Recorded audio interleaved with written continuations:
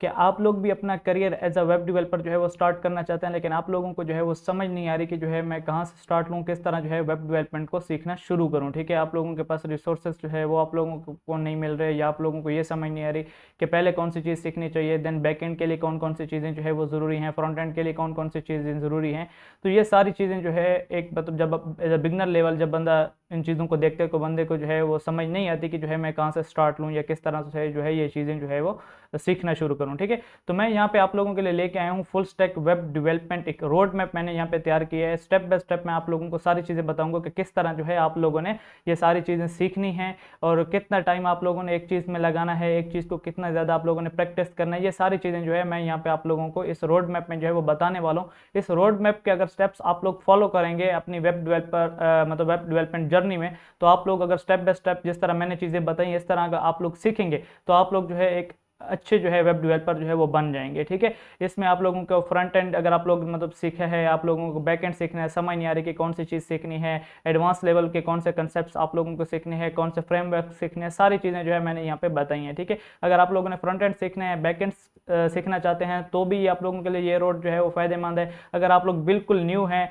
मतलब आप लोगों ने जो है वेब डेवलपमेंट जर्नी जो है वो स्टार्ट करनी है, तब भी ये वीडियो जो है आप लोगों के लिए बहुत ज़्यादा फायदेमंद है। ठीक है, तो इस वीडियो में कोई भी स्टेप आप लोगों ने जो है वो स्किप नहीं करना, आप लोगों ने इस वीडियो को स्टार्ट से लेकर एंड तक देखना, ताकि आप लोगों को सारे स्टेप्स जो है वो अच्छे से समझ आ जाए, और कौन सी चीज़ कब सीखनी है ये भी आप लोगों को अच्छे से जो है वो पता चल जाए और अच्छे से अंदाजा हो जाए। ठीक है, तो यहाँ पे स्टेप नंबर 1 जो है वो हमारे पास है, हमारे पास इंटरनेट एंड वेब बेसिक्स। ठीक है, सबसे पहले आप लोगों ने इंटरनेट को समझना है और वेब के जो बेसिक्स होते हैं उनको समझना है। मतलब वेब के बेसिक्स मतलब क्या, जिसमें हमारे पास आते हैं हाउ वेबसाइट वर्क। सबसे पहले एक वेबसाइट जो है वो किस तरह काम करती है, आपके पास क्लाइंट एंड सर्वर मॉडल क्या होता है, इस चीज़ को आप लोगों ने यहाँ पे स्टडी करना है, देखना है किस तरह ये चीज़ें काम करती हैं। सबसे पहले आप लोगों को जब ये बेसिक्स क्लियर होंगे, तब जब आगे जाके आप लोग वेबसाइट्स बनाएंगे, और वहाँ पे जब आप लोगों के मतलब जो क्लाइंट और सर्वर्स मतलब जब आप एपीआईज के साथ जब आप लोग काम करेंगे, तब जो है ये चीज़ आप लोगों को बहुत ज़्यादा फायदेमंद होगी। ठीक है, फिर आप लोगों ने जो है मतलब अंडरस्टैंडिंग आप लोगों की होनी चाहिए किसके बारे में, HTTP क्या होता है। ठीक है, जब भी आप एक वेबसाइट ओपन करते हैं वहाँ पे आप लोगों को क्या मिलता है, आप लोग अक्सर देखते हो कि लिंक्स में जो है वो HTTP लगा होता है, HTTPS होता है, इस तरह APIs होते हैं।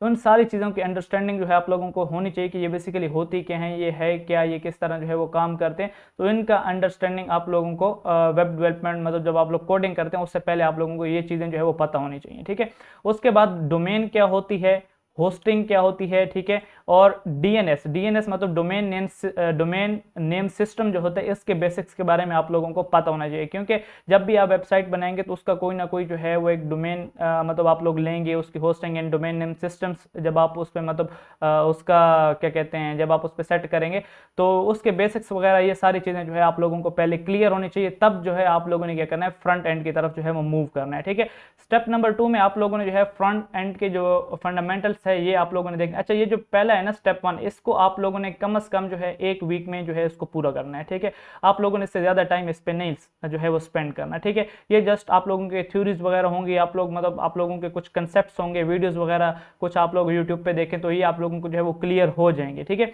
देन आप लोगों ने मूव करना है स्टेप 2, जो कि हम आपके पास क्या है, फ्रंट एंड फंडामेंटल्स। ठीक है, ये फ्रंट एंड के फंडामेंटल्स हैं, ये पूरा एडवांस लेवल नहीं है। ठीक है, इसमें आप लोगों ने जो है 4 to 6 वीक जो है आप लोगों ने काम करना है। मतलब जस्ट सीखना नहीं है, जस्ट ट्यूटोरियल आप लोगों ने नहीं देखने, आप लोगों ने इस 4 to 6 वीक में भर के जो है आप लोगों ने क्या करनी है, प्रैक्टिस करनी है, बहुत ज़्यादा आप लोगों ने प्रैक्टिस करनी है। ठीक है, अब उसमें फर्स्ट ऑफ ऑल जो है आप लोगों के पास होगी HTML5। ठीक है, ये भी HTML ही है, मतलब उसके एडवांस वर्जन है। उसमें आप लोगों ने देखने के उसका स्ट्रक्चर क्या होता है, उसमें आप लोगों ने फॉर्म्स, टेबल्स, सिमेंटिक टैग्स, जितने भी ये टैग्स वगैरह हैं वो आप लोगों ने यहाँ पे क्या करना है, HTML के अंदर जो है उसको क्या करना है, सीखना है। ठीक है, देन जो है आप लोगों के पास आ जाती है CSS। ठीक है, अब CSS का भी जो है अपडेट वर्जन जो है हमारे पास क्या है, CSS3।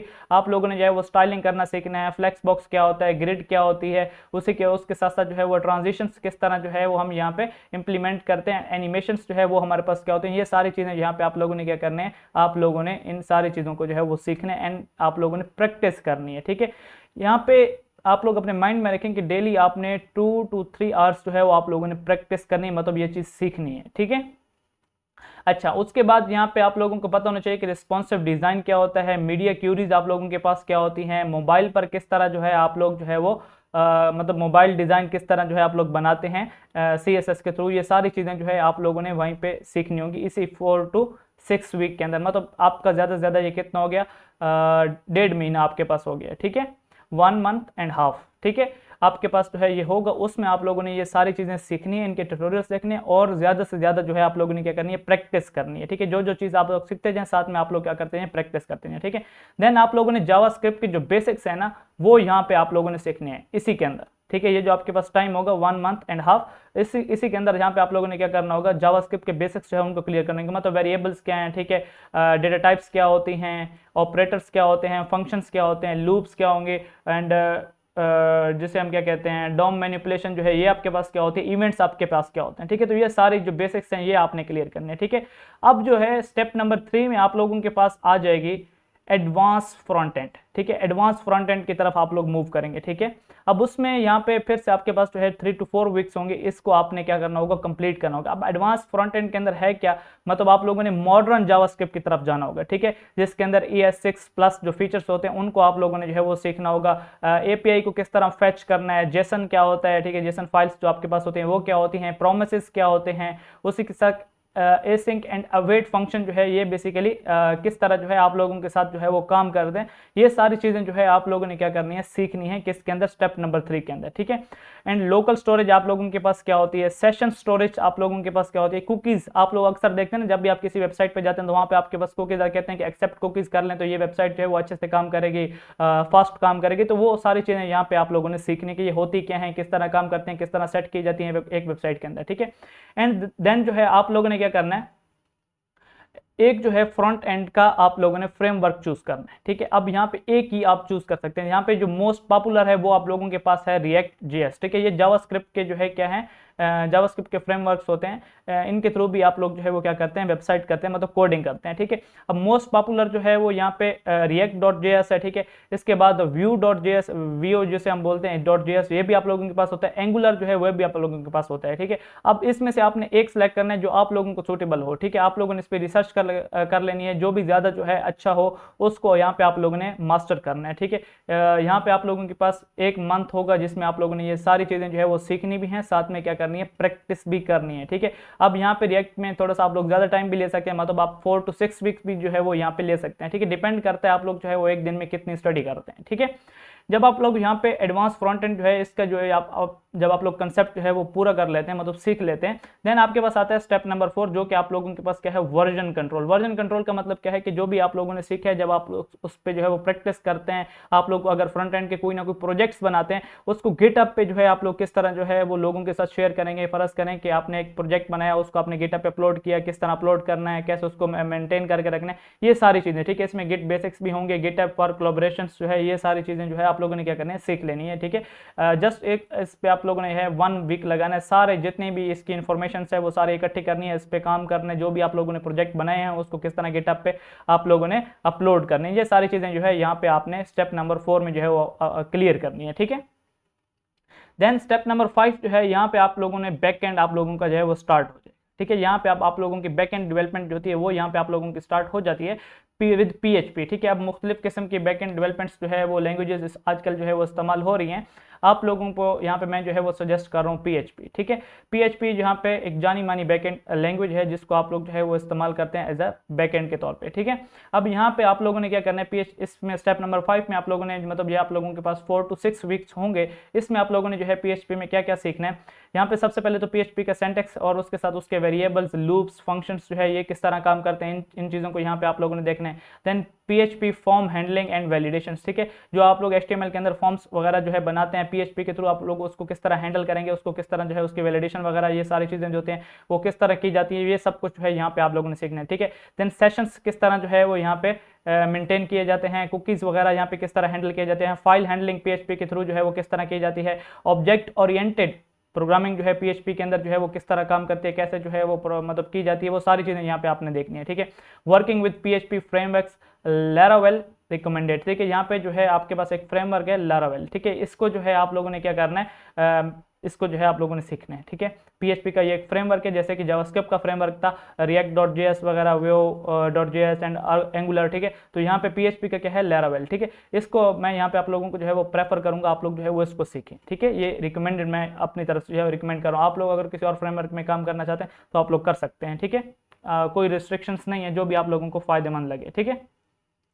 जस्ट जहाँ पे आप लोगों को 4 to 6 वीक्स हैं, इसको यहाँ पे आपने क्या करना है, मास्टर करना है। ये जितनी भी चीज़ें एक स्टेप के अंदर दी गई हैं, ठीक है। इससे ज़्यादा टाइम जो है अगर आप लगाना चाहते हैं प्रैक्टिस पे तो वो आप लगा सकते हैं, 1 वीक और लगा लें, या 1.5 वीक जो है वो आप क्या करना है, एक और इसके साथ ऐड कर लिया करें, ठीक है। ये डिपेंड करता है, मैं आप लोगों को पहले बता रहा हूँ कि यहाँ पे जो टाइम है ये मैंने मतलब बोला है कि अगर आप दिन में 2 to 3 आवर्स जो है वो स्टडी करते हैं तब जो है ये चीज़ें आप लोगों को जो है वो कर सकते हैं। अब फ़र्ज़ करें कि आप लोगों को कभी किसी दिन टाइम नहीं मिलना, तो फिर जो है लाजमी बात है आप लोगों का टाइम जो है वो ऊपर नीचे हो सकता है, ठीक है। उसको आप लोगों ने खुद जो है वो मेंटेन करना होता है साथ में, ठीक है। एंड देन जो है स्टेप नंबर 6 में आप लोगों के आ जाता है डेटाबेस, ठीक है। अब यहाँ पे आप लोगों ने क्या करना है, डेटाबेस के साथ जो है वो काम करना है, ठीक है। अब डेटाबेस की एक लैंग्वेज है एसक्यूएल, ठीक है। उसके बेसिक्स जो है वो यहाँ पे आप लोगों को सीखने हैं, मतलब जो सिलेक्ट है, यहाँ पे सिलेक्ट जो कमांड है, क्यूरी है, वो आप लोगों ने किस तरह जो है वो मतलब उसको यूज़ करना है, इंसर्ट क्यूरी को किस तरह यूज़ करना है, इस तरह अपडेट है, डिलीट है, ये सारी किस तरह काम करती हैं, कैसे कैसे जो है इसको यूज़ किया जाता है, ये सब कुछ जो है आप लोगों ने सीखना है, ठीक है। उसके बाद ज्वाइंस एक मतलब स्टेटमेंट है, मतलब क्या कहते हैं क्यूरी है, वो किस तरह यूज़ की जाती है, इंडेक्सेस क्या होते हैं, कीज़ क्या होती हैं, ये सारी चीज़ें जो है यहाँ पे आप लोगों ने सीखनी है। फिर आप लोगों ने माई एसक्यूएल एंड पोस्टग्रे एसक्यूएल जो है इसके साथ यहाँ पे आप लोगों ने क्या करना है, काम करना है, ठीक है। अब किस तरह जो है माई एसक्यूएल को पीएचपी के साथ जो है आप लोग कनेक्ट करेंगे, ठीक है। ये दोनों आप लोगों के पास डेटाबेसेस होती हैं, ठीक है। अब यहाँ पे इनके साथ पीएचपी के थ्रू जो है आप लोगों ने किस तरह कनेक्ट करना है, मतलब पीएचपी एक डेटाबेस है, उसको आप लोगों ने पीएचपी के साथ जो है किस तरह यूज़ कर सकते हैं। देन फिर उसको पीएचपी के थ्रू जो है किस तरह एचटीएमएल के साथ जो है वो कनेक्ट करेंगे, मतलब जो आप लोगों के क्या कहते हैं फॉर्म्स वगैरह होंगे, मतलब जो आप लोगों की वेबसाइट होगी, वो सारी चीज़ें जो है यहाँ पे आप लोग जो है वो सीखने के आप लोगों को मिलेंगे, ठीक है। एंड यहाँ पे फिर आप लोगों ने जो डेटाबेस के जो डिज़ाइंस होते हैं बेसिक्स, उनको यहाँ पे आप लोगों ने जो है वो सीखना है, ठीक है। जैसे कि नॉर्मलाइजेशन हो गए, रिलेशनशिप्स जो है वो क्या होते हैं, ये सारी चीज़ें जो है जितने भी डेटाबेस के जो बेसिक्स हैं वो यहाँ पे आप लोगों ने क्लियर करना है, ठीक है। यहाँ पे मैंने तो 2 to 3 वीक्स जो है वो लिखा है, यहाँ पे आप जो है 1 मंथ भी ले सकते हैं, ये डिपेंड करता है आप लोग जो है कितना काम करते हैं, ठीक है। देन स्टेप नंबर 7 पे आप लोगों के पास जो है वो आ जाती है सर्वर एंड एपीआईज, ठीक है। अब सर्वर एंड एपीआईज बेसिकली क्या होते हैं, मुख्तलिफ किस्म के सर्वर्स होते हैं, मुख्तलिफ किस्म के एपीआईज होते हैं, जहाँ पे जो है आप लोग अपनी वेबसाइट्स को जो है वो मेंटेन करते हैं। अब वहाँ पे जो है कुछ रेस्ट एपीआईज होती हैं बेसिक्स, ठीक है, वो आप लोगों ने यहाँ पे सीख लेनी है। बिल्डिंग एंड कंज्यूमिंग एपीआईज को किस तरह बिल्ड किया जाता है या किस तरह उनको जो है वो यूज़ किया जाता है, वो चीज़ें यहाँ पे आप लोगों ने सीखते हैं। अथेंटिकेशंस जो है ये आप लोगों ने जो है वो कैसे मेंटेन करते हैं, मतलब सेशंस जो होते हैं JWT जो है इसको आप लोगों ने जो है वो यहाँ पे मतलब स्टडी करना है। एंड हैंडलिंग फाइल अपलोड्स, ठीक है, जो भी आप लोग फाइल्स वगैरह जो अपलोड करते हैं उसको आप लोगों ने जो है वो किस तरह हैंडल करना है, ये सारी चीज़ें आप लोगों ने यहाँ पे कहाँ पे सीखनी है। सर्वर एंड एपीआईज जो आप लोगों का स्टेप है, यहाँ पे आप लोगों ने ये सारी चीज़ें जो है वो मास्टर करनी है, ठीक है। यहाँ पे 2 to 3 वीक्स जो है वो लिखा हुआ है, आपने इसके अंदर जो है इसको कंप्लीट करना है, ठीक है। आप थोड़ा सा एडवांस बैकएंड्स की तरफ जाते हैं, ठीक है। अब ये तो हो गया ना, मतलब जो नॉर्मल जो बैकएंड के कंसेप्ट हैं, ठीक है। अब इसको आप बिल्कुल एडवांस लेवल पर अगर आप लेके जाते हैं तो स्टेप नंबर 8 में जो है आप लोगों ने एडवांस जो बैकएंड जो कंसेप्ट हैं वो यहाँ पे आप लोगों ने सीखते हैं। MVC स्ट्रक्चर जो है ये बेसिकली जो है आप लोगों ने जो PHP का जो फ्रेमवर्क था लेवल, उसके साथ जो है वो यहाँ पे उसके अंदर जो है ये सीखने के MVC स्ट्रक्चर आर्किटेक्चर जो है वो बेसिकली क्या है, ठीक है। उसके बाद मिडलवेयर क्या चीज़ है, ठीक है। ऑथेंटिकेशन एंड ऑथराइजेशन, आपने जो वेबसाइट के अंदर ऑथेंटिकेशन या ऑथराइजेशन सेटअप की जाती है वो बेसिकली क्या कैसे किए जाते हैं, किस तरह जो है वो उनको सीखा जाता है, वो सब चीज़ें जो है यहाँ पे आप लोगों ने करनी है, ठीक है।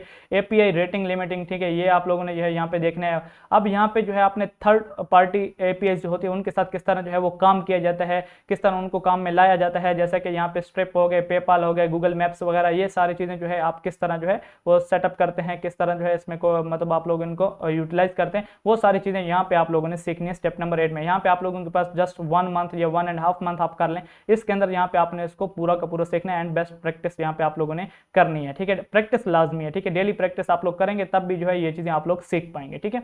एंड स्टेप नंबर 9 पे जो है वहाँ पे आप लोगों के पास आ जाती है डिप्लॉयमेंट एंड डेवऑप्स बेसिक्स, ठीक है। अब यहाँ पे आप लोगों को मैंने 2 वीक्स दिए हैं, ठीक है। ये जस्ट ऐसे समझ लें कि आप लोगों के कंसेप्ट्स होंगे, इसमें थ्योरीज भी होंगी, और यहाँ पे आप लोगों ने जो है इनके पे किस तरह काम करते हैं, कैसे इनको यूटिलाइज करते हैं, वो सारी चीज़ें जो है यहाँ पे आप लोगों ने सीखनी होंगी, ठीक है। इनके बेसिक्स वगैरह आपके लिए, जैसे कि लिनक्स बेसिक्स हैं फॉर होस्टिंग, के लिए जो है लिनक्स किस तरह जो है वो काम करता है, इसके बेसिक्स जो है वो आपने सीखने हैं। उसके बाद अपाचे है एंड क्या कहते हैं उसको, इंजन एक्स जो है, इंजन एक्स जो सर्वर है, ये बेसिकली किस तरह जो है वो यूज़ किए जाते हैं, ये आप हो गए। cPanel हो गया। शेयर होस्टिंग बेसिकली क्या होती है, डिप्लॉइंग लारावेल एप्स, आप लोगों ने जो एप्स बनाए होंगे उसको आप लोग किस तरह जो है वो डिप्लॉय करेंगे, ठीक है।